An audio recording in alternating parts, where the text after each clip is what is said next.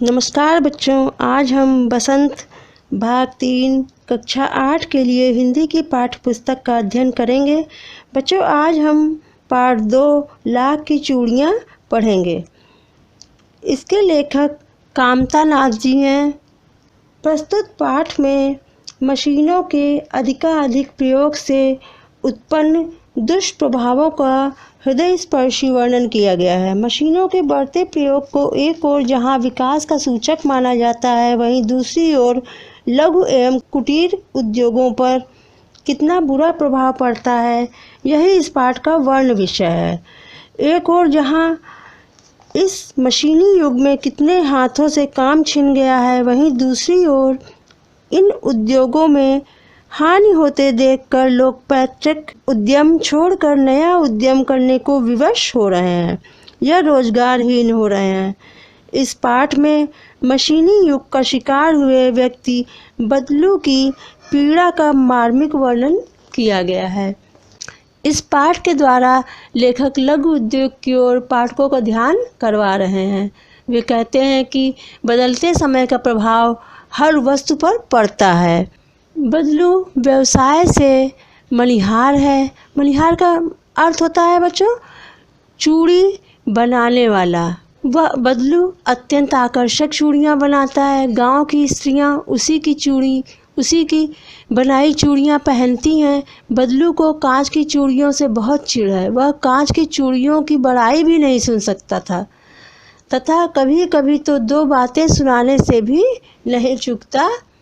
शहर और गांव की औरतों की तुलना करते हुए वह कहता है कि शहर की औरतों की कलाई बहुत नाजुक होती है, इसलिए वह लाख की चूड़ियाँ नहीं पहनती हैं।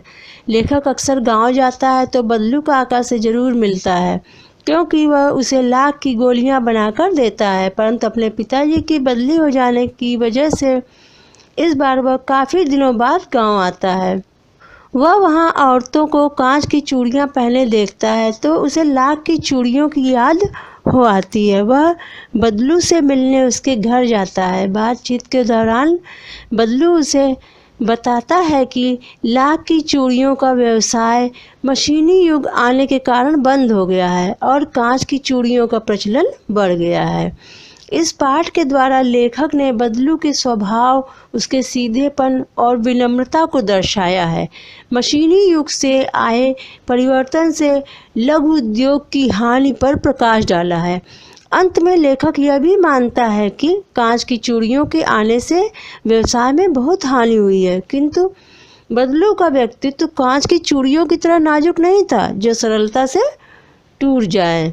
बच्चों, इस पाठ के कठिन शब्द हैं चाव, रुचि या इच्छा, सलाख, धातु की छड़, मुंगरी, गोल मुठियादार, लकड़ी को ठोकने पीटने के काम में आती है, पैतृक, पूर्वजों का, पिता से प्राप्त या पुश्तैनी, खपत, माल की बिक्री, वस्तु विनिमय, पैसों से न खरीदकर एक वस्तु के बदले दूसरी वस्तु लेना, कसर, घाटा पूरा करना, कमी, नाजुक, कोमल, मुखातिब देखकर बात करना, फबना, सुंदर लगना, सजना या शोभा लेना।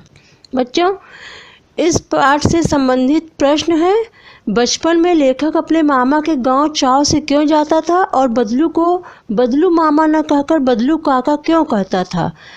बचपन में लेखक अपने मामा के गांव चाव से इसलिए जाता था क्योंकि वहाँ बदलू उसे लाख की गोलियां बनाकर देता था जो उसे पसंद थी। लेखक उसे बदलू मामा न कहकर बदलू काका इसलिए कहता था क्योंकि गांव के सभी बच्चे उसे बदलू काका कहते थे। दूसरा प्रश्न है, वस्तु विनिमय क्या है? विनिमय की प्रचलित पद्धति क्या है? वस्तु विनिमय एक पुरानी व्यापार पद्धति है जिसमें वस्तु के बदले वस्तु दी जाती है। पुराने समय में वस्तु के बदले पैसे का लेन देन नहीं होता था। आधुनिक व्यापार पद्धति में वस्तु के बदले धन का लेन देन होता है। प्रश्न 3, मशीनी युग ने कितने हाथ काट दिए हैं? इस पंक्ति में लेखक ने किस व्यथा की ओर संकेत किया है? मशीनीकरण के कारण हस्तशिल्प पर बहुत बुरा प्रभाव पड़ा है। मशीन के आ जाने से कई लोगों आमदनी का साधन न रहा। लोग बेरोजगार हो गए, पैतृक व्यवसाय बंद हो गया है। ऊपर लिखी पंक्ति बदलू की दशा की ओर संकेत करती हैं। लाख की चूड़ियों का व्यवसाय बंद हो गया, इसका उसके जीवन पर बहुत प्रभाव पड़ा है। उसकी आर्थिक स्थिति और स्वास्थ्य बिगड़ गया। प्रश्न 4, बदलू के मन में ऐसी कौन सी व्यथा थी जो लेखक से छिपी न रह सकी?